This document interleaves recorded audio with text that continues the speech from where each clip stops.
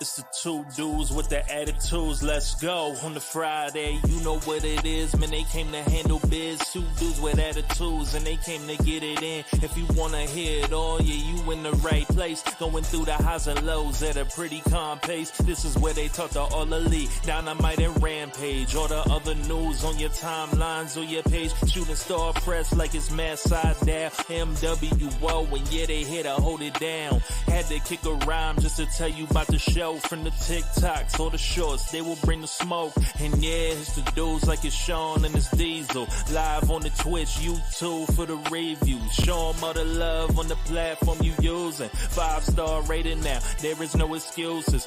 Welcome back or welcome for the first show. Two dudes with the attitudes, time to work, bro.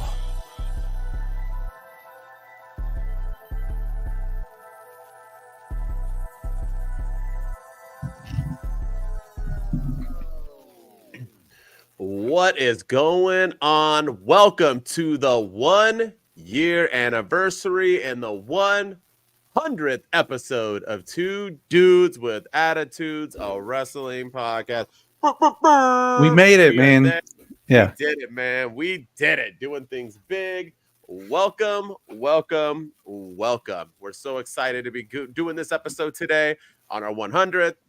1 year. Awesome how it literally matched up. And from one of our biggest fans, Happy Hundo Jerk, says the Patrick. I like it. Yeah. I love it, you filthy animals. In honor of it, if you're not watching on the video, I am rocking my Two Dudes with an Attitude sweatshirt. Haven't worn this in a minute. And I think we're going to make announcements today about some name changes as well. So we got a lot of big things today on this episode. But we also got a ton of stuff to talk about. So, as always, it's Friday, which means it is the AEW edition of Two Dudes with Attitudes. So with that said, Mr. Shooting Star, press for now. What is happening in the world of AEW?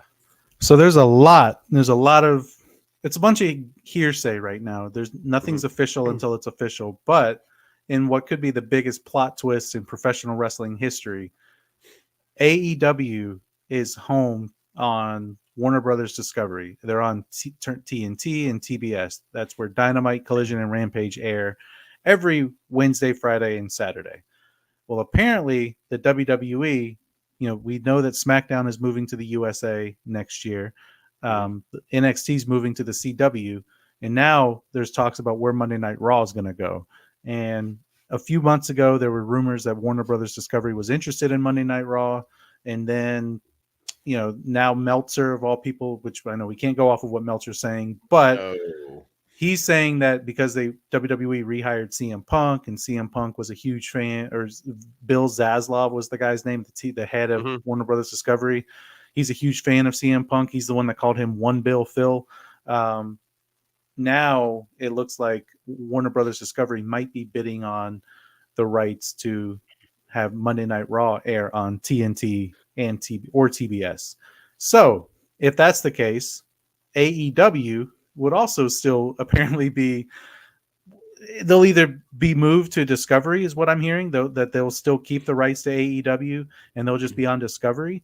And so Warner Brothers will have the wrestling monopoly in WWE and AEW, or AEW is going to have to find a whole new network home. A network to call home. And there's rumors out there that FX could be interested in them. There's rumors out there that they may go online to like Amazon Prime. There's rumors that they could go, to Access TV where Impact is. There's rumors everywhere, but nobody really knows until everything's official. But if the WWE moves to Warner Brothers Discovery, man, that is, I didn't have that on my 2023 bingo card. That, the only thing is the price, and right now AEW, I think the last report was that Rampage, Collision, and Dynamite combined are about $200 million to Warner Brothers, and the rights to one show, Monday Night Raw, would be about $400 million for Warner Brothers. That's what all these other networks are bidding on. And so does Warner Brothers want to pay that much for one show when they can pay a lot less for 3 shows? Do they want to do that? That's going to be the only thing. And then flexibility. Is WWE going to be willing to move, especially if Turner has the NBA contract and they have the NHL? So is WWE going to be willing to move Raw to another night or another network because of a hockey game or a basketball game, the way that Tony Khan has to do? That's going to be something. And I know WWE does it with the World Series. They'll move it to FS1 when they need to with SmackDown. And I know they moved Raw to, like, it was one time it was on Sci-Fi and one time it was on like True TV because of the Westminster Dog Show or whatever it is that aired during that time. Always. Yeah. the spelling bee was on, so they had to move it to. But that's like a one-off thing. The NBA, the playoffs would take place on a Monday night. They could take place on a Tuesday. They could take place on a Wednesday. Hockey can take place whenever. And so that's going to be a regular thing. Is that something that they're going to want to do? And that's going to be I don't know if that's going to be the sticking point, but I can see the price being the sticking point. So that's one of the big things. So here's my take on that real quick, is that I think the money is worth it because all 3 AEW shows, I think combined, don't even do as high as Monday Night Raw's ratings for their one show. Monday Night Raw's about at 1.5 here and there. Yeah. Are they at 8, 3, and 4, something like that? 800,000, 300,000, 4, 500,000 combined. It's pretty close. So why not just invest into one show? Secondly, TKO. I don't think it's CM Punk. I think people buying this like the whole, like, we got Collision because of CM Punk. We got this because I don't think CM Punk is as great as people think he is. Here's the, especially when WWE has people currently 1,000 times more popular and bigger than CM Punk that you can use Roman Reigns as amongst any Hall of Famer current. I mean, there's just so many people. I think it's TKO. I think TKO knows what they're doing. They do it with the UFC to get a big deal.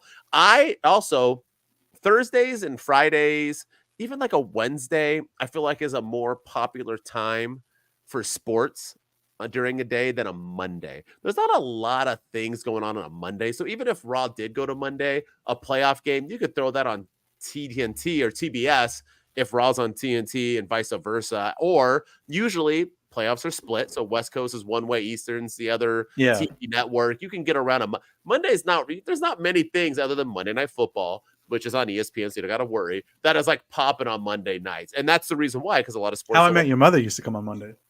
Yeah, I remember that. But like, there's not must see Monday. Yeah, must see Monday. But there's not a ton of stuff. So here's the thing, right? How incredible would it be to see WWE on TBS or TNT only because of Monday Night Wars, and that was always WCW? And me growing up and being how old I am, that would be a cool, iconic moment.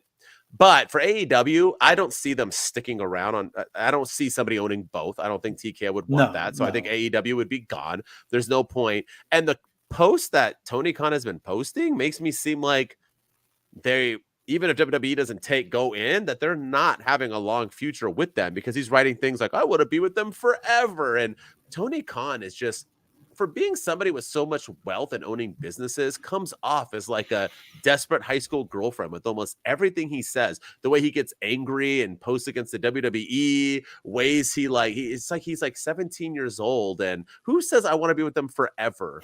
Like, and ever and ever and ever. I just want to love them and be like, come on, bro. Like, why don't you just say, like, I'm still hoping that us and the Turner and Warner Brothers can have a long career together, long term. If he needs somebody to book for him, to run a wrestling organization for him, to write for him, he just needs to hand out checks. That's what he should have done to begin with. And AEW would be in better hands. Cody Rhodes would probably still be there. There's a reason why everybody's leaving. And people are saying like, oh, well, he's getting rid of them or forcing them out. Nah, fam. Nah. When we recap this week in wrestling, this stuff is stale and they're not going anywhere. Their ratings are AEW, again, Dynamite, 840-something thousand this week. Collision, all the same ratings every single week. They could bring Mike Tyson on one of their shows and they will hit 850,000. People don't care. It is what it is. Get over it, AEW fans. I'm sorry. I appreciate AEW. I'll watch it until it's gone or it stays around forever and ever and ever. But I'm always going to watch it. But these hardcore people need to stop pretending like it's going anywhere. It's literally, he's doing it so it stays with just those people. It'll never be better and bigger than what it is because Tony Khan refuses to get it there. It is, I mean, it's a fact. This isn't like spewing out like, philosophical blah blah blah. I messed that word up, but you know what I mean. Yeah. Thank you. I'm just spitting out facts. This is a fact. And we've been saying this since day one. If you are not going to go commercial, if you are not going to try to tend to fans who do not watch wrestling like WWE does, you will never be bigger than what you are. It's just a freaking fact. Ask Eric Bischoff in WCW. When did he get big? When he started promoting the fans outside of wrestling. That's how the freak you do it. You don't do it by your common denominator. Who cares about those fans? AEW hardcores are there no matter what. No matter what. So why not turn your organization around for people who aren't those people? Because then that's how you add new fans. This isn't, once again, not rocket science, y'all. Yeah. And to me, that's the other thing is the science behind it all. And how profitable is AEW right now? Because there's other reports that they have lost $34 million, or they're estimated to lose $34 million in 2023. And that, Brandon Thurston of WrestleNomics, which is like a industry number cruncher, and he's like a financial connoisseur, I guess, when it comes to, the financial gains of wrestling companies. But in 2023, he estimates that AEW will generate about $154 million in net revenue, an increase from $100 million from 2022. So they're going to get more money in revenue, but they're going to lose about $34 million. And that's because pay-per-view buys have generated $19.4 million for AEW, and $34 million in ticket sales.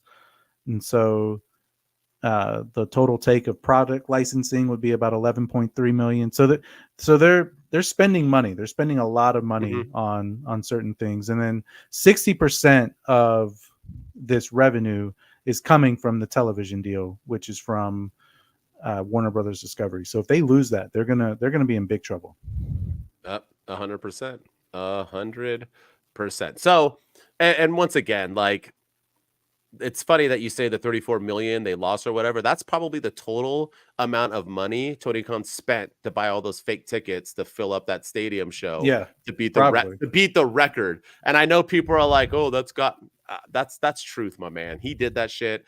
Props to him, because that's all he has is trying to hold the record, even though that show's not even the record of the highest grossing wrestling fans in attendance. So I don't even know why he's pretending it is. But that's what I'm saying. Once again, there comes a point, like, I love the UFC and this and that. I tend to watch it a lot less now because Dana White's a piece of garbage and he doesn't know what the hell he's doing and he doesn't care about anything. You don't believe me? Go watch yesterday's press conference with Colby Covington and the way he acted and the shit he said. When it becomes a circus, it's a joke. TK, AEW, you want to succeed? Maybe you need to move on from TK and get somebody else in there to make the product better, or it will never succeed. And the difference between TK and Dana White is that Dana White still makes money and makes a profit. TK will never figure that out. Nowhere in there did it say that. They said they've lost $34 million in revenue, but they've also they generated about $154 million in net revenue. But revenue and profit are two different things. Nobody knows what AEW is making in profit. Are they making money? Are they losing money? Who knows? Like, if they're making $54 million in profit, but they lost $34 million, then they only have $20 million. So who knows? Yeah, that's what I'm saying. And who knows? And it won't matter because TK is a billionaire and doesn't care. So him losing 50, 80 million a year isn't gonna do much to him at the moment. It will eventually, but not at the moment. So sooner or later you'll get sick of losing money. I mean, it is what it is. If I lost $20 every month, it'll probably start affecting me at some point when I'm just throwing away $20 a month, which is probably the equivalent to what he's losing. You know what I mean? So and not to harp on this anymore, but I do wonder with the TV deal and Warner Brothers Discovery now talking to WWE. I wonder if this has been going on. I know a lot of people say it's because of the CM Punk effect. I don't know if that's true, but I wonder if it's been going on for a while behind the scenes, and that's why AEW hasn't gotten a streaming service yet, because it's all we keep hearing is they're going to put them on Max. They're going to put them on Max. They're going to put them on Max. Well, why haven't they done it yet? And maybe it's because maybe they're not as happy with the AEW product as Tony Khan wants us to think. And here we go. So who knows? Yeah. And WWE doesn't need that because they have Peacock who's streaming all their stuff and it's working. So they don't need to use the HBO in that aspect. But once again, who knows if it's real or not? It could just be for show. It could be a lot of different things. But let's get into the weekend review. You ready? Always. All right, AEW Rampage feels like it happened a century ago. The thing I want to talk about is this. I saw this lineup. I watched the show, saw the build, big show, big names, and boy, did it under deliver. This turned out to be a dud. Let me just tell you really quick. We had Orange Cassidy. We had Don Callis family. We had Bryan Danielson. And yet all of these matches were mid at best. That includes the Bryan Danielson match. It just missed. The Orange Cassidy match was meh. The, Don Callis family stuff you'll talk about to me was meh. Everything just felt meh. And it's like, once again, you have Rampage. You're utilizing correctly by putting big names on it, but then you don't deliver with those big names. And here's why. All AEW does is wrestle. They give everybody 20 minutes to wrestle in a match, 15 to 20 minutes, which is stupid. They all get a commercial break, and you only have an hour to do it all in. So in 1 hour, you cannot have 3 matches only and try to push a product in a positive way. Here's what we need to do with Rampage to save it. I'm going to tell you right now. It needs to turn into ROH. It needs to be utilized like NXT, where it's a developmental organization. Every Friday night, Rampage is on. It's called ROH Rampage. It promotes the new and upcoming people. You put all the belts and keep them there instead of having them all over your TV. And that's the only way Rampage is going to succeed. If not, they need to get rid of Rampage. And honestly, they need to get rid of ROH. Because if you haven't heard, once again, their big old pay-per-view that's coming up right now, where it has all these big names, has not even, it's tonight. I didn't even know. Has sold 2,200 seats. 2,200 seats, y'all. 2,200 tickets. That's all that has been sold for this event. I checked right before I jumped on here. Oh, yeah. 2,200. It's tonight. Friday the 15th Yeah. is final battle. 2,200 people are excited to watch Bryan Danielson and some big name people wrestle for no pointless reason. NXT does more than that in their freaking performance center. It's like, it's just bonkers to me. Same thing with AEW. Bros, it's okay that you can't fill up 12,000 stadium seats like WWE can for your Dynamite. So what do, Tony Khan? Book smaller arenas, you idiot. Put them in 5,000 seat people, so all 5,000 people fill in. It looks like it's packed, and it's amazing. The crowd's going to be into it. It's going to be 5,000 hardcore fans, not 10,000, not 5,000 people in a 10,000 person arena where it looks empty and the acoustics are off. Like, once again, for me to know all this and not Tony Khan is like mind-boggling to me.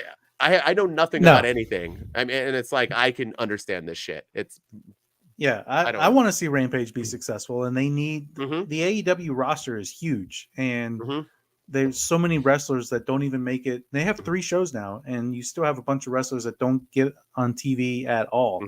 And so, use it as, or I would take it a step further. I would even create a show just for my women's division, because I would like to see the women's division showcased and make that Rampage and give them an hour, and they can compete for the TBS and the women's championships every week, or do something to really, showcase your product and be a little bit different than you were created to be the alternative. So be the alternative. Does WWE have a show dedicated to the women's division? No. So we are going to, and make that Rampage or something. But I think that's something they have to do. I like the idea of ROH and making it developmental as well. But yeah, they got to do something, because every match on Rampage is a 35-minute match with, commercials, and it's just, it takes it out. It takes it out of you. It does. For sure. It does. For real. And then the thing I want to talk about too is, speaking of star quality, I want to talk about how the mighty have fallen in AEW. And I'm going to talk, that's the Don Callis family. I mean, just a few months ago, we were talking about how this guy could have been Don Callis was the biggest heel in all of wrestling. You could put him up there with Dirty Dom. You could put him up there with Christian Cage. At one point, you could put him up there with MJF back when he was a heel. He was generating that kind of heat every time he came out. This week, he came out with no reaction almost at all. And he's on Rampage, and he's not on Dynamite this week, but he's on Rampage. And it's the Don Callis family. It's Powerhouse Hobbs and Takeshita against Matt Sydal and Christopher Daniels. And, the match was fine. I had no problem with the match. The right people won, but, Powerhouse Hobbs has gone from faction to faction to faction. And now he's in the Don Callis family. And it's just like, it was working at first, but now they've I don't know what happened, because the Don Callis family is still trying to go after the Golden Jets, but the Golden Jets are now going after Ricky Starks and Big Bill. So again, we go back into that double booking thing with Tony Khan, and we just they gotta figure this out, because I don't know what direction the Don Callis family is going in. They still seem hell bent on getting Kenny Omega and Chris Jericho, but they beat Kenny Omega and Chris Jericho just beat them a few weeks ago, so that should be done with. So they should be moving on to other things. But I don't know what they're doing. But yeah, I mean, Don Callis was once one of the biggest heels, getting such big reactions. And this week on Rampage, I feel like he didn't get anything. You're 100% right. And it was like a blip in my radar. How long was that? Was the one match that wasn't 35 minutes. Yeah. It just, not a competitive match. Yeah. It didn't do it for me. And pulling out Christopher Daniels and Matt Sydal from Impact / ROH / not anywhere big doesn't do it for me. I mean, I'm okay with squash matches to build people, but we're really not building these guys up anymore. And we have enough people in this AEW organization to give them bigger names to kind of wallop. Like, what a waste. And we'll get into more about talent being wasted, but what a waste on Powerhouse Hobbs, man. Yeah. Like, once again, it's like printing money and we're just letting them just fall away. Once again, TK needs a wrestling mind to book. All right, let's get into Collision. You ready? Yes, sir. All right, I'm about to piss some people off, whoever's listening, because I am not an Eddie Kingston fan. I have stated this since I've watched professional wrestling, ever since Eddie Kingston has arrived on my screen. Everybody loves them some Eddie Kingston, from media, fans, wrestlers. Everybody loves Eddie Kingston. And now let me get this straight really quick. Eddie Kingston might be a cool dude, a great family man, the best friend you could ever have. I personally would probably like to have a couple of drinks with Eddie Kingston. But when it comes to Eddie Kingston, the character, which might not be a character, so maybe I won't like him, I am so freaking over him, and I don't get him. He, once again, for the 8th week in a row, opened up Collision with the whole intro that they do. And that's your time to build a promo, to hype up the match. Every freaking week, he has the same exact lines. Hey, man, I don't even know why I'm here. This is stupid. Yeah, Saturday, get out of my face. Like, that's what his promotion. Yeah. Thank you. His promotion and hype is that he doesn't care about promoting his match. He doesn't care about talking, but all he wants to do is freaking talk. Here's the thing, right? He's so overrated on the mic. Sorry to break it to you. People are like, he's one of the best promo. No, he's not. He's one of the most just because he's real. He says the same shit over and over again. He's supposed to overrated on the mic, most overrated in the ring. And he's also overrated on being a tough guy. I'm sorry to break it to you. If I saw Eddie Kingston in the street, I wouldn't be scared. I literally would just have to run about 15 yards away. And when he's throwing up 10 yards from that point, then I can kick him in the face and beat him up. He's like, what am I like? This dude has not it's like mind boggling that I'm supposed to fear this guy in wrestling, because that's what he is, right? He's a tough guy from New York. Also, Eddie Kingston, let me let you know, if you don't care about what you're doing, then quit. Because all I ever see with this guy is that he doesn't care. That's like me going to work every single day. My boss is like, hey, you ready to watch the kids? And I'm like, no, I'm not. I hate the kids. Blah, blah, blah, blah, blah. That's the kids. Get out of my face. And then I get into the classroom and teach, right? Like, if you don't care about your job, then flipping quit, bro. Because you not caring is, to me, I don't get it. And I know everyone would counter me right now and saying, but that's what makes him cool, that he doesn't care and that he's just a badass and he beat Claudio and this and that, and go Eddie Kingston. I don't get him.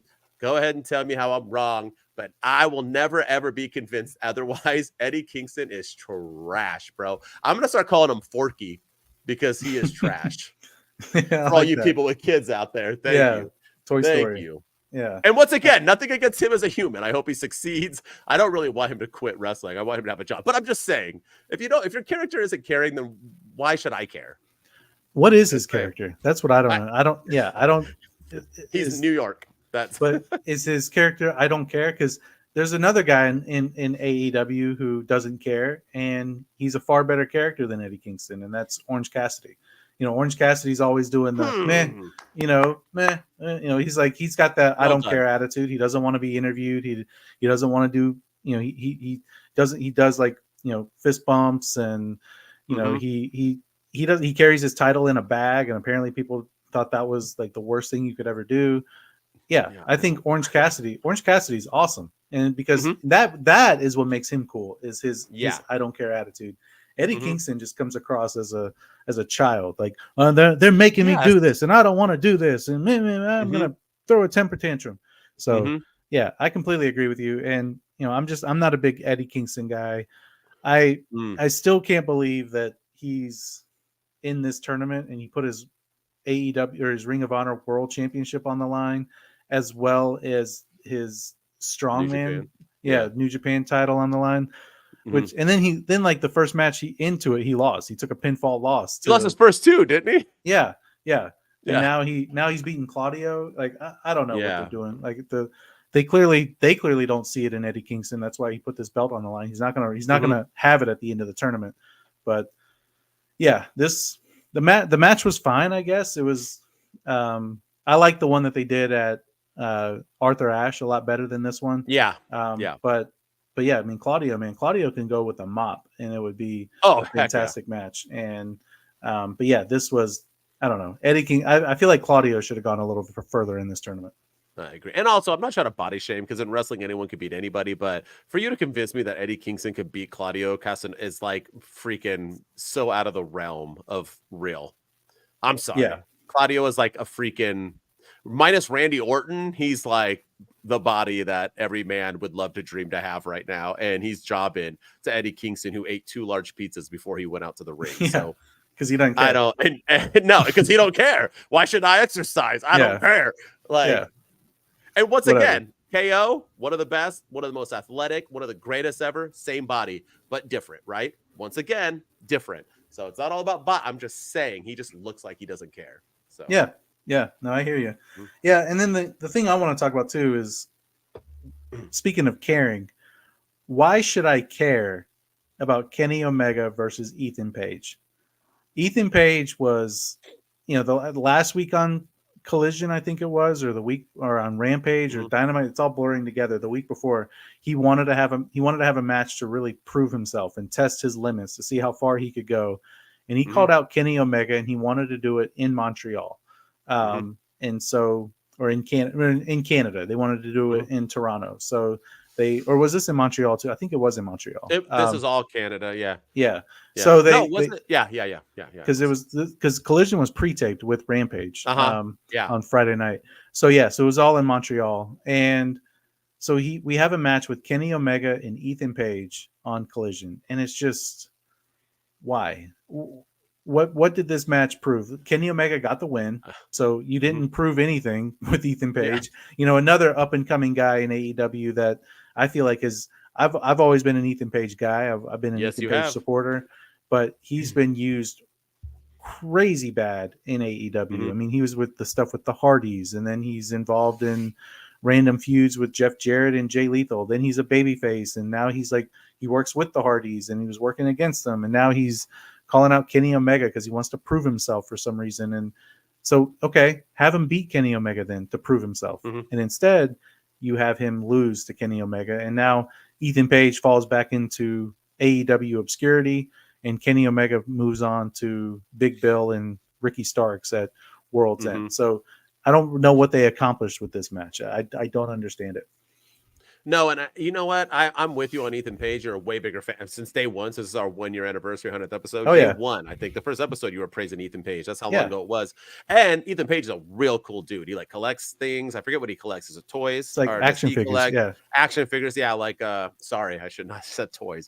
That's disrespectful. Action figures with Zack Ryder. Woo woo woo. He also does it, and they're like friends with it. I love him. He seems like a really genuinely nice guy, good guy. He deserves a push because he is talented, but he threw me the F off when he challenged Kenny Omega to the greatest Canadian match of all time. And when he announced that, I'm pretty sure it was the day before 2 Canadians who are 1,000 times bigger than both of those guys, and Adam Copeland and Christian Cage were about to have their match on Collision or Dynamite? Dynamite. So it was like last week. It was like mind-boggling at the fact that I'm like, the 2 and then he did it again when he did his job on like unlike Eddie Kingston, where he hyped up the match. He's like, those are going to be the greatest 2 best Canadians. Let's go. And I'm like, dude, bro, like, why didn't you promote it more as like, this is your chance to show who you are and this and that. But either way, it didn't matter because he lost. So let's move on. I guess it doesn't really. There's no, I don't even know why we're talking about it. So he lost. So what the hell was and now what?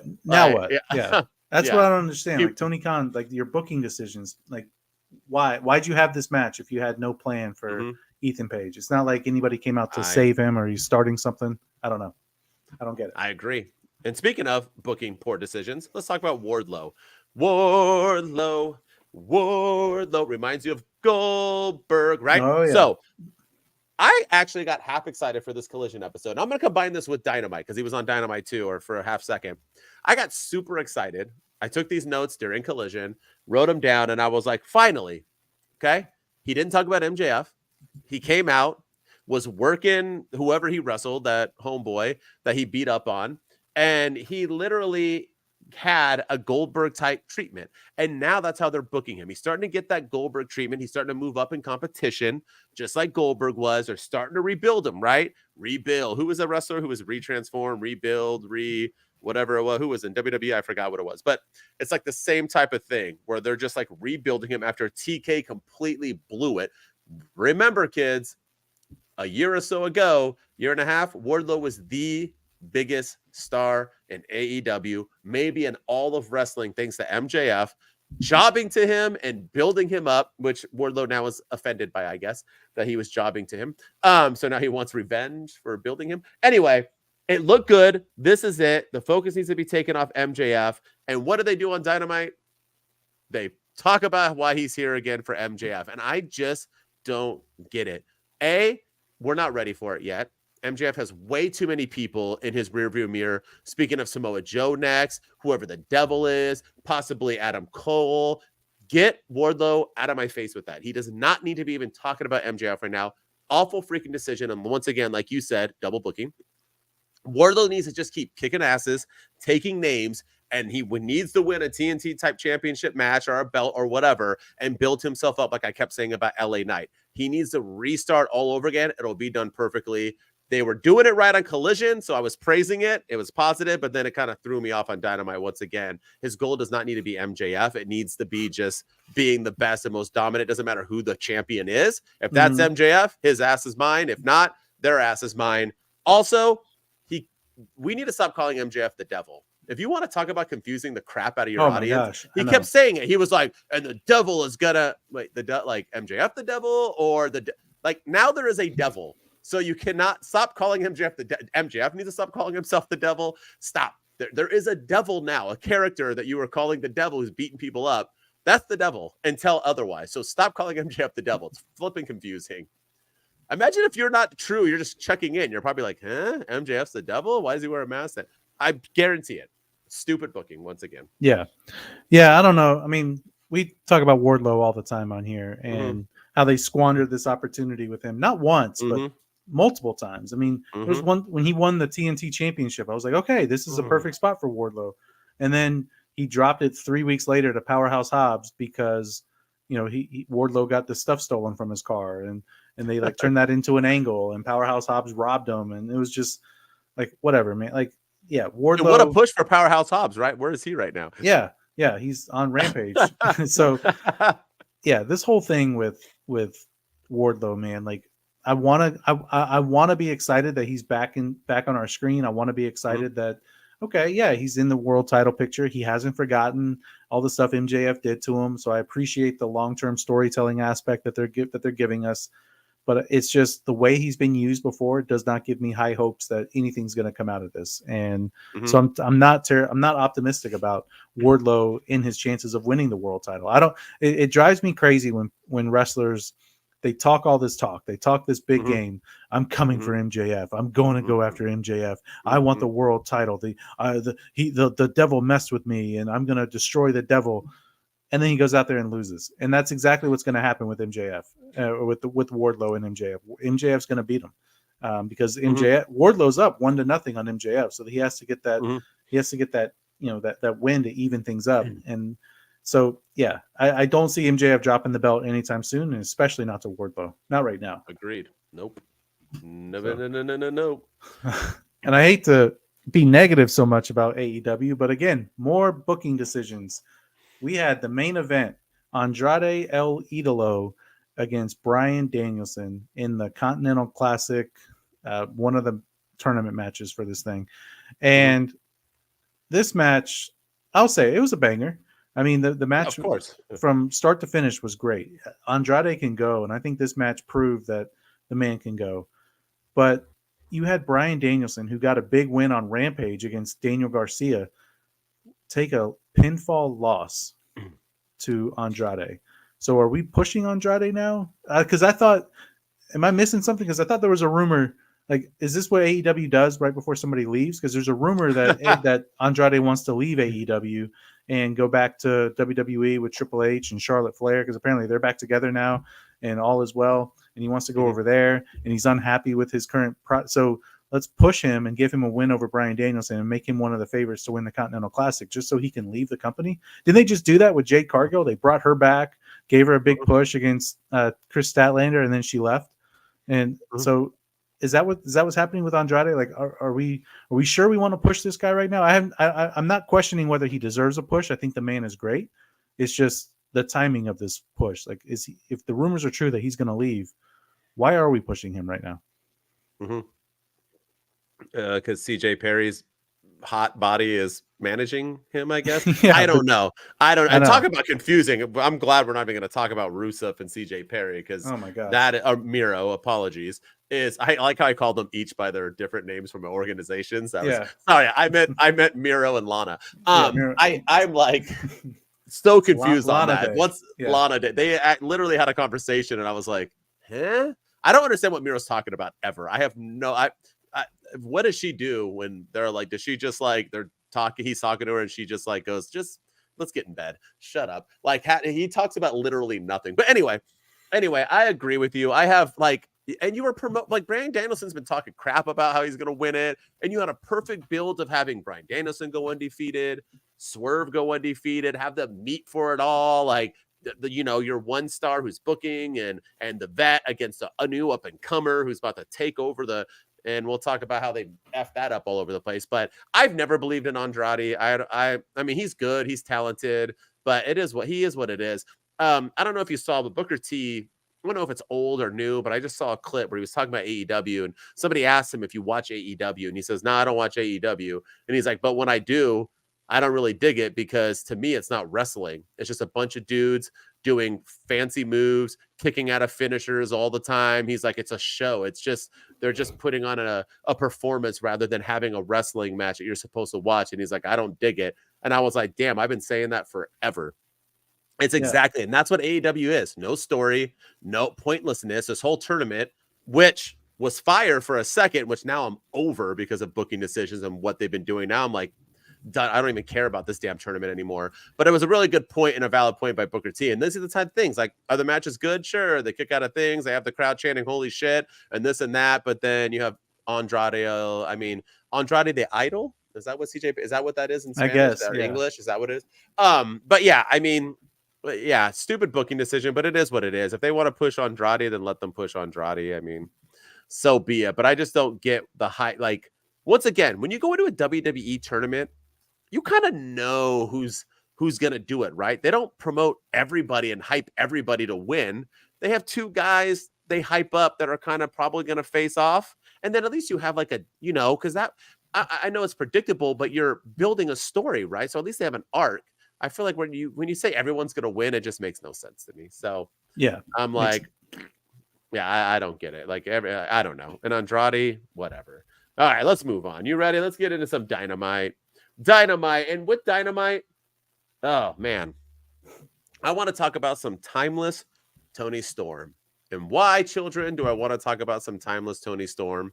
For one, I had no idea that Riho and Ruby I Can't Win a Match Soho were next up for the title. Why was she there? But nonetheless, well, it's not Ruby apparently. So that's right. It's an imposter because she doesn't have hair. a green hair. Yeah, which was funny. But here's the thing, right? Here's the thing with all of it.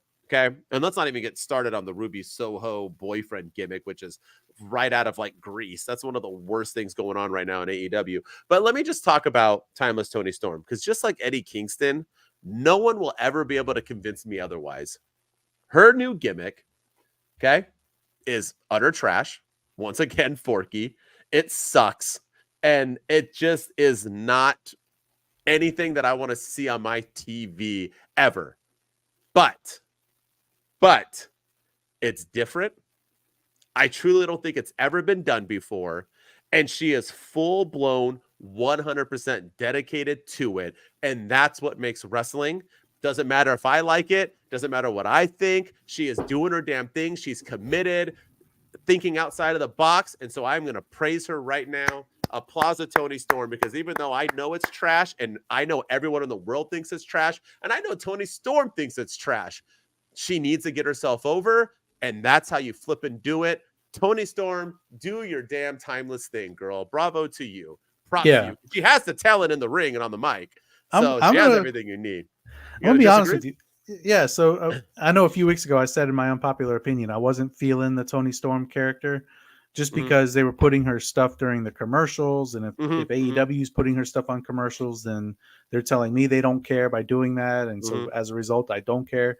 But I got to say, she's kind of growing on me now that she's spending a little bit more time, less time doing those little movies during the commercials, and doing more promos and interviews.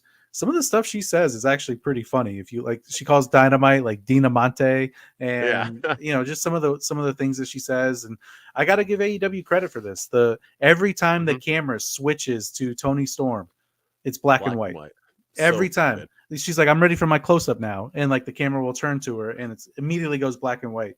And so I got to give him credit. It's pretty. It's the production value of her gimmick is pretty impressive. So it's starting to grow on me a little bit. I'm not quite ready to say that it's one of the best things that they have. It's the best thing in their women's division by far, none. Oh, for sure. And but I'm not quite ready to say it's one of the best things in wrestling. But I am. It's her gimmick is starting to grow on me a little bit now that we're seeing a little bit more than these little timeless Toni Storm classic movies and that air during the 10-minute commercials. It doesn't hurt that she's gorgeous as well. So I mean, and she's the perfect character. She's a perfect wrestler for it. She's got the accent and the attitude and the look, like pale white skin, blonde hair. She's like literally, So, but it's like an R-Truth character to me. This is like a gimmick, but she's the champ, so that's what I'm saying. But I'm hoping I'll love it one day. I'm hoping I'll eat my words, and I always admit when I do. So hopefully, But bravo to her. Yeah, and then for me, I want to talk about something else that is not so good, and that was this atrocious, abysmal, terrible, horrible, no good, very bad segment with Ricky Starks, Big Bill, Chris Jericho, and Kenny Omega. This segment was awful. You had Kenny Omega and Chris Jericho cutting a promo on the tag team champions. And first of all, Kenny Omega flubbed his words so many times. He looks when Kenny Omega is in there and he looks like he doesn't talk about somebody who doesn't care. This week on Dynamite, he looked like somebody who doesn't care. He looked like somebody who is not one of the best wrestlers in the world. He looked like somebody who was just like, I really don't want to be here right now, so I'm just going to cut this stupid promo. And that's exactly what it was. It was a stupid promo. Enzo Amore got more over in this promo, and he wasn't even there. He's not even wrestling right now than any of the people in that ring at the time because they mentioned him twice. They talked about how, Big Bill used to, a word that he's familiar with is soft, and then that got a big pop, which I was fine with. And then Chris Jericho was like seething because he couldn't come up with a WWE reference, so he was just like, "You're just a less charismatic version of Enzo Amore" when talking to Chris Jericho or Ricky Starks, and I didn't care for that one at all. Kenny Omega flubbed his words, like I said. He called them the Winnipeg Jets and he was like, I mean the Golden Jets. We're the Golden Jets. And you could tell Chris Jericho was like bothered by it. He was like, yeah, that's our team name. And it was just like, you're an EVP, dude. Like, you got to be held to this standard, and everyone else is held to this standard. And you're one of like the top guys in the company, and you flub your lines in a promo. I know it happens to everybody, but you can't mess that up. And then Ricky Starks. And then Chris Jericho. I don't know what the hell he was doing, but he was trying to come up with a name for Ricky Starks and Big Bill's tag team. And it was just the absolute assholes. And I don't even know what the other one was because it was censored. Rick and Dick. Yeah, Rick and Dick. That's what it was. And then he was like, how about we take your first name and your last name and call you Big Billy Starks? And Ricky Starks was like, that fell flat. And which was a funny line, but Billy Starks is wrestling Athena on ROH Final Battle tonight, so why are you using her as an insult to Big Bill and Ricky? She's a real wrestler. I don't know. I don't understand what this segment was. It was like I felt bad for Big Bill and Ricky Starks because we've been singing their praises the last few weeks of how well they're doing as a tag team. You know, random pairing thrown together that's working. And I felt bad for them in this ring because they like Ricky Starks especially had to carry that segment. And he was to me, he was the one that saved it and made it from, you know, it was bad, but him not being there would have made it so much worse. But he saved it with some of his lines. But yeah, Kenny Omega, Chris Jericho, this segment was bad. Very bad. This was top 3 worst things I've seen in wrestling all year. The 2 Jeff Jarrett matches and this. The 3 worst things I've seen on wrestling on my screen. I'm not saying they were, but to me, it felt like Jericho and Omega were drunk. Like they were taking shots before they came out. Yeah. They're like, we're not wrestling tonight, so let's do some shots and go out there. This is the perfect example of why WWE, and I've said this 1,000 times, why WWE has writers. Because when you're constantly just having your dudes come out and just randomly just go off cuff and improvise all of their lines, it can turn into a hot mess because nobody knows what the heck's going to be said or what's going to go on. I felt like Big Bill and Ricky Starks had no idea what the names were going to be. I think Jericho just made them up and all 3 of them were awful. And I'm sorry to break it. I get wrestlers fub lines. I get it.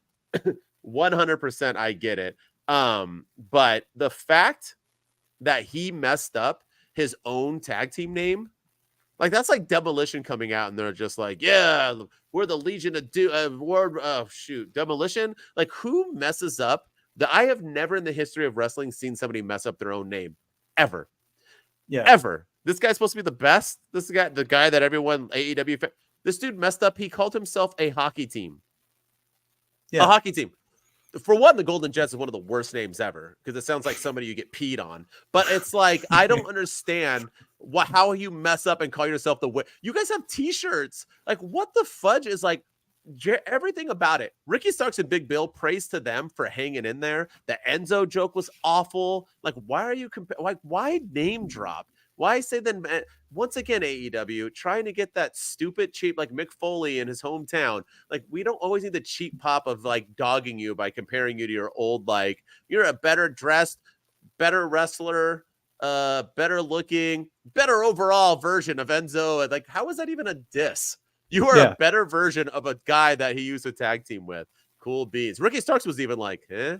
It was all awful. I hope I never get to see it again, nor do I ever want to talk about it again until we do the worst of our year-end awards. But holy crap, that was that atrocious, and all of them should be ashamed, except for Big Bill and Ricky Starks, because they actually hung in there with how bad it was. I'm also mad at Ricky Starks because he made fun of the name that was atrocious, but he didn't step in and clown Kenny Omega for maybe he was afraid because it's the EVP and he didn't want to like insult. Remember what happened last time? Yeah. That's what I think. But the fact that he didn't want to get Adam Copeland again. But holy cow, was that like us, the Winnipeg Jets? I was confused. I was like, are they in Winnipeg? Are they trying to like? Oh no, he just messed up. Got it. Yeah. That's a time too, like where you mess up your lines and you just go with it so people don't notice. Like, you should have said nothing. It's like if you mess up your line in a play, you're just supposed to keep going. People won't notice if you don't make it obvious. He should have just went with it. But it was like, it was bad. That was one of the worst segments I've seen in a long time in AEW. And it's sad to see Chris Jericho, one of the GOATs in this industry, and Kenny Omega, one of the modern day best wrestlers in the world, both of them involved in that. And it was bad. You need writers, TK. Stop letting these dudes do whatever they want. You're slowly turning into WCW, bad WCW. Every single day of my eyes are flashing. And speaking of Swerve versus Mox, let's talk about bad. One, Swerve came out in his Mogul Embassy shirt, and I was thinking to myself, like, whatever happened to them? Secondly, I was thinking about how good of a time it is for him to bring back the Mogul Embassy. Well, I thought this as he was walking out. Once again, my note taking, because he's the biggest, most over dude in AEW right now. He's thriving. He's a huge heel, but he's getting babyface cheers. That's the perfect time to bring back the Mogul Embassy because people will care, right? Because now he's somebody other than just some dude trying to get over a crew. But all of that went out the window as soon as he took a 1-2-3 pinfall. Let me get this straight. You have Jon Mox, right? Who is your John Cena, your, Roman Reigns in AEW. He is. He's bigger than MJF. He's their dude. He does not need to, win this tournament. There's no point for him to have these belts whatsoever. It does nothing for him. He is over. When you have somebody over, they can help, unless they're in the title picture, help get other people over. You know what I mean? It was like freaking Hangman Page beating Roderick Strong. The heck was the point of that? Hangman Page hasn't won in 3 months, and you got Roderick Strong trying to get over. Do you have him job to hang? Anyway, but Mox and Swerve loses to Jon Moxley. I know what people are going to say. The AEW hardcores are going to say, and I did a TikTok on this. AEW hardcores are going to say, well, that's because Swerve is still going to go into the tournament finals. He'll get his revenge and beat Mox and win the belts anyway. So it's okay. Great booking. No. Just like Christian Adam Copeland wrestling already was awful booking, this is awful booking. Why have him lose and get revenge rather than have him beat Mox twice to win the title tournament? Or why not have him beat Mox and then have Mox lose to Jay White and have him beat somebody else? You don't have, Mox doesn't need to be in this tournament at all. But if you would have had Swerve go undefeated through this tournament and win it, how hot he is, you are having a big moment and creating a star where you look back and you say, that was the time. That has been ruined. I'm sorry to break it to you. It has. Him losing to Mox was stupid, made zero sense. You can't convince me. I don't care if you pull out the side. I don't care if you get Bully Ray to try to convince me. I haven't heard what he said about it. It was awful booking decision, made zero flipping sense. Get out of my face with that. Talk like TK needs to get under. I don't understand. Was that Mox's decision? Was that his? It's just. Explain to me why that makes sense. Just try in your best. Like, what does that do for either man? What is this going to make Mox a bigger star? Because it's not. So what was the flipping point? I don't get it. I didn't understand it. I don't understand. Like, why have one of your best acts lose? It makes no sense. And now he's in a must-win situation next week to stay alive in this tournament, and he's going to have to beat, who is it, Jay White again, or somebody that he's facing? I can't remember who he's wrestling. No, he's now, facing someone new. I don't think he's wrestled Briscoe yet. Is it? No, he wrestled Briscoe. Yeah, it's someone. They wrestle each other once. It's one last guy. I don't know who it is. Yeah, it's one of the easy guys, but yeah. But still, like, now he's in a must-win situation, and I just don't. Why are they on the same side of the bracket in the first place? And I think we talked about this before too. Is why are they like, these guys should be in the championship? You know, I would love to see a Mox Swerve final of the Continental Classic. I think that's a huge selling point for a pay-per-view that you have coming up in 2 weeks, which we only know 3 matches for so far. So, you know, you have the finals of the Continental Classic. You have the tag team title match with Kenny Omega and Jericho. You have MJF and Samoa Joe, and I think Ruby Soho and Riho are wrestling, or Timeless Tony Storm and Riho are wrestling for the women's title. But yeah, you could have had Mox and Swerve at the pay-per-view, and instead you gave it away on a random Dynamite. You have Swerve taking a loss clean of all things too, which makes no sense at all. This reminds me of Wardlow. Like, you know, everyone's talking about Swerve right now as he's the best act they have in the company. He should be the one to dethrone MJF. Remember when everyone was saying that about Wardlow, that he should be the next world champion? He's climbing up the ranks. Everyone's talking about him. He's entertaining. This guy is great. And what happened to him? The opportunity was squandered. And I hope we don't get that path with Swerve, but we're not going in the right direction right now. That's for sure. So. Nope. All right, and let's move on to the Devil. So, following the conclusion, MJF? Following the conclusion of Swerve and Moxley, we saw earlier in the night we had a promo battle between Hangman Page and Samoa Joe, and Samoa Joe was, you know, basically calling out the Devil, and Adam Page came out because he was accusing Hangman Adam Page of attacking MJF last week because MJF was attacked with a beer bottle.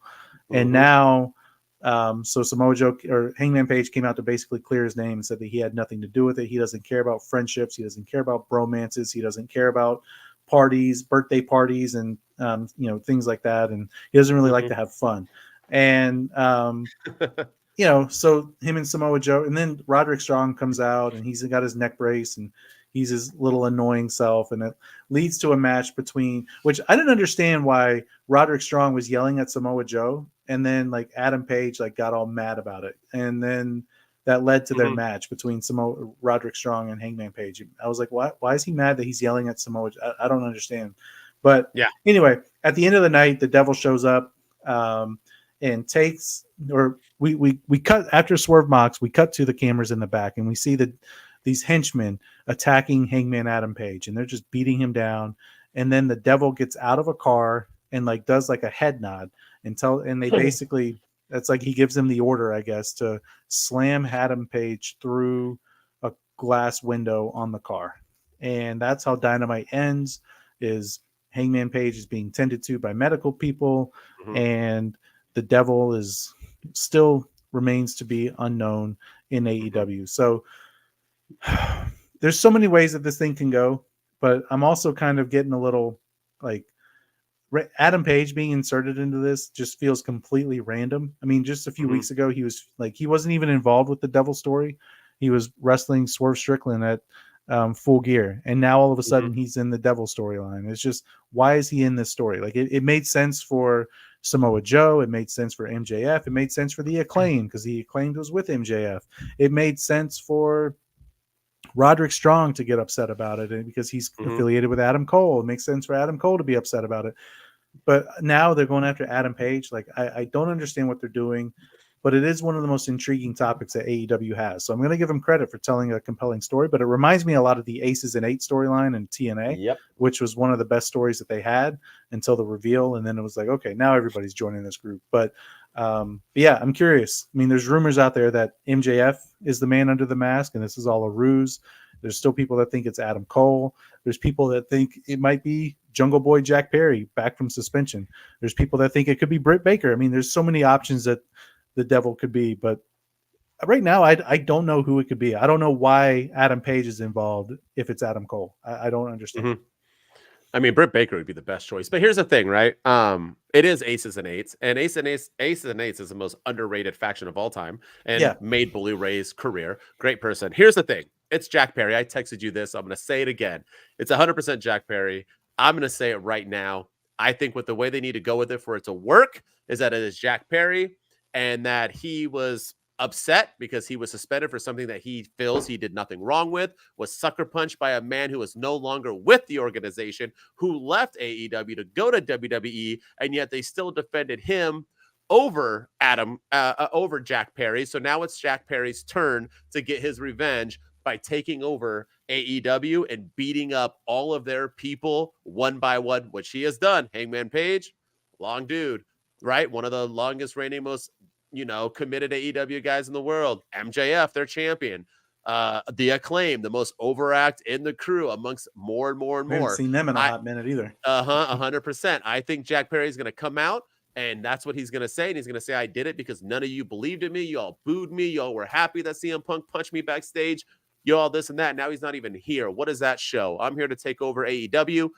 The way it works, he's got to get better on the promo skills. His promo skills sucked when he left. So hopefully the 6 months he's had off or whatever it is, as he has been working on his craft. And secondly, you got to have the right hooligans. You can't have a bunch of flipping nobodies. You need some big name people to back him up because he's going to need to be carried. You do all that, you win. Best storyline AEW has ever done. If you don't do that, I don't know what. You can't just have it be Jack Perry and hope for the best. MJF works. Britt Baker works. Adam Cole works. So if you do any of those other ways, you can just do it. You don't need really much to it. But that's why I'm saying it's going to be Jack Perry, because where the hell has he been? He's not suspended anymore. No. He's not still being punished. So ding, ding, ding. He's been that dude. So I'm just saying it. Yeah. I think it is Jack Perry too. Now that, with all the glass references and everything, and, throwing the Acclaim through glass and putting Adam Page through glass and beating MJF up with a glass bottle. I think it's all Jack Perry with this whole real glass, go cry me a river line that he did with CM Punk at All In.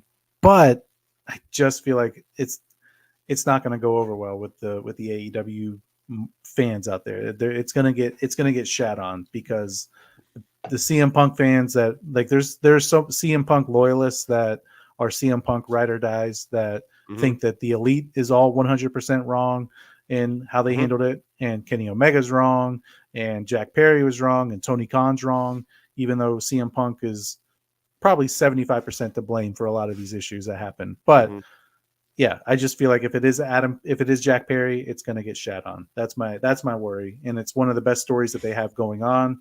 And I hate to see that they have to nail the reveal. And I like your idea of having him take over AEW. It's just he's got to have the right people with him. It can't be Jack Perry and a bunch of nobodies like Sean Spears and Enzo Amore, and, whoever else. It's got to be It's got to be like the right group of people.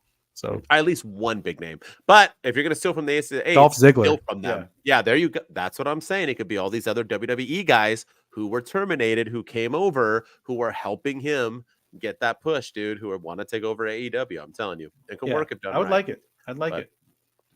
So, all right, we'll see what they do. Yeah, we'll see. But that's our weekend review, y'all, for our 100th episode, 1 year anniversary. Let's get into our segment. You ready? Do you have a promo thing for this? I don't have any songs for this. Oh, no, nothing. All right, not yet. Yeah. All right. Yeah. So let's get into some Would You Rather. This is where we're going to ask ourselves, each other, a couple questions where we would say, would you rather have this or this happen in the world of AEW? As always, we start off with the honorary dude.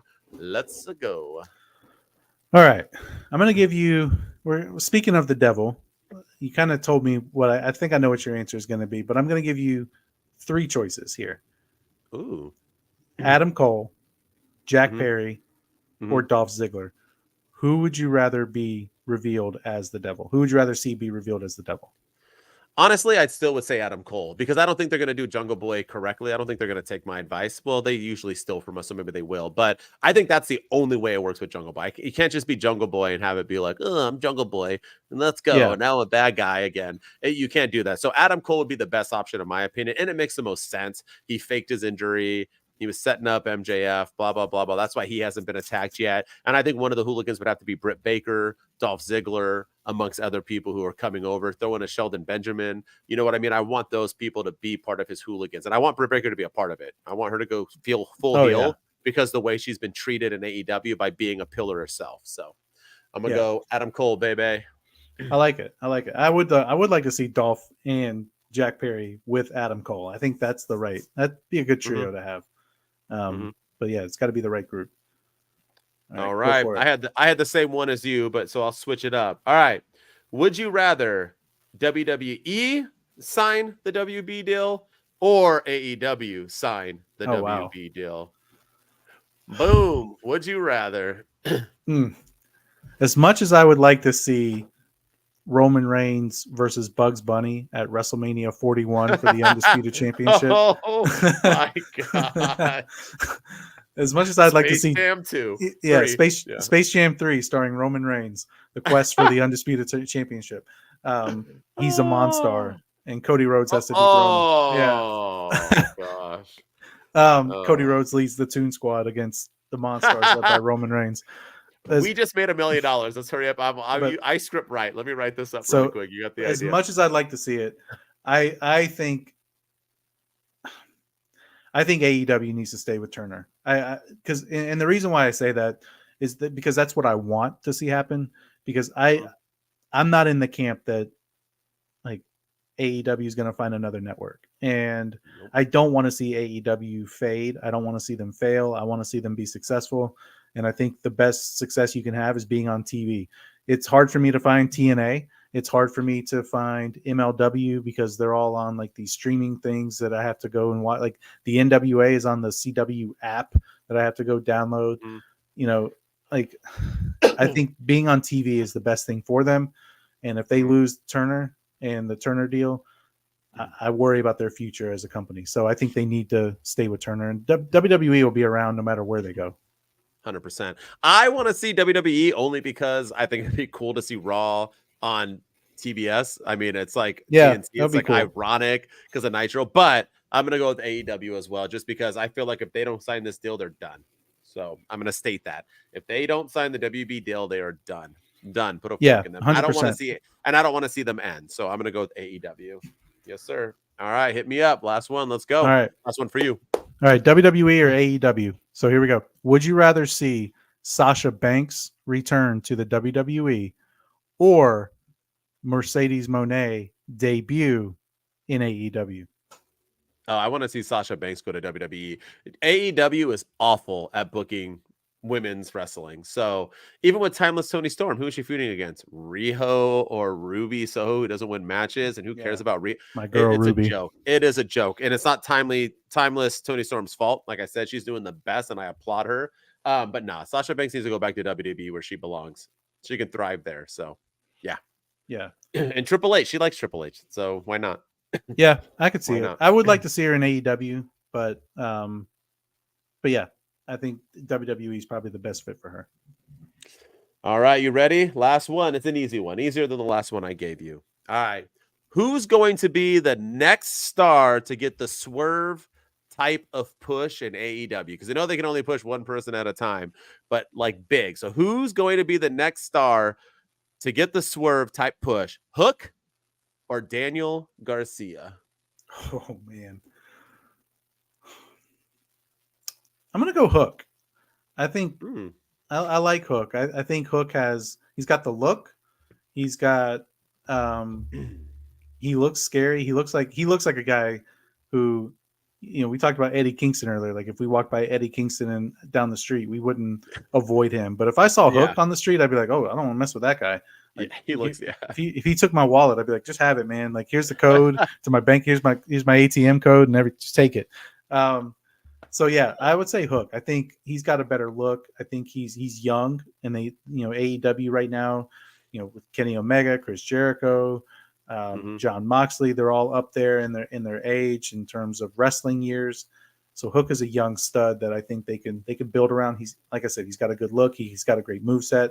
He needs a mouthpiece to cut some promos and give him a personality.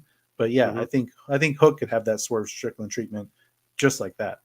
He hasn't lost very much either. Daniel Garcia loses every match, every time he breathes. He's losing matches, and but yeah, with Hook, I mean, he's only lost a couple of matches. So yeah, give him the Swerve treatment. All right. I agree. Although I do think Daniel Garcia, they're trying to do that right now. He has his dance, which is getting over, and now they put him back in his old trunks and gave him his little, scarf to wear, or his towel around his neck that he came out to. So they're trying to push him as a more serious guy. So I do like that, but yeah, I'll go with Hook as well. Agreed. All right. That was it. We did it, man. Congratulations 100 episodes to us, in. man. 100 episodes, 1 year. We're going to turn some things around moving forward after this. When we come back next week to do our shows, trying to do 3 again, right? We're going to try to put 3 out a week. We're going to have a whole new everything, new names, booyaka. Maybe we'll save them. New names, new vibe, new way we kind of do the show. We're going to have all new things, because the only way you can get better is by evolving. And that's what we're going to do. It only took us 100 episodes to realize it. Hey, that's better. It's Tony Khan's in his 5th year of AEW, and he still hasn't figured it out. So 100 episodes, I'll take it, my man. So thank you to everyone who has subscribed, who has liked us on TikTok, YouTube, even though we're not really on that other app much, Twitch, where thank you for joining us on there. Wherever you watch us, listening to us on your podcast, we appreciate you. We're looking for big things. We want to get big. We want to get this thing through the roof. We know it takes time, but we want to get there, and we're glad that you guys are helping us get to where we want to be. So as always, for the last time ever, I'm Mr. MWO, and with me as always for the last time ever is Mr. Shooting Star Press. Our ads are on the screen, but don't worry about those. I mean, go follow us there. But yeah, things are going to change here shortly. But yeah, we're on everywhere you get your podcast platforms: YouTube, Spotify, Apple, Google, everywhere. So go subscribe and go follow us, and then follow us on YouTube and Twitch as well, and go rate us and review us. We're almost at 600 on YouTube, so we're getting there. We're cranking out content, and we're going to go back to doing TikTok exclusive content as well. So go follow us on our TikTok page. New year, new us. Let's go. It's the two dudes with the attitudes. Let's go. On the Friday, you know what it is. Man, they came to handle biz.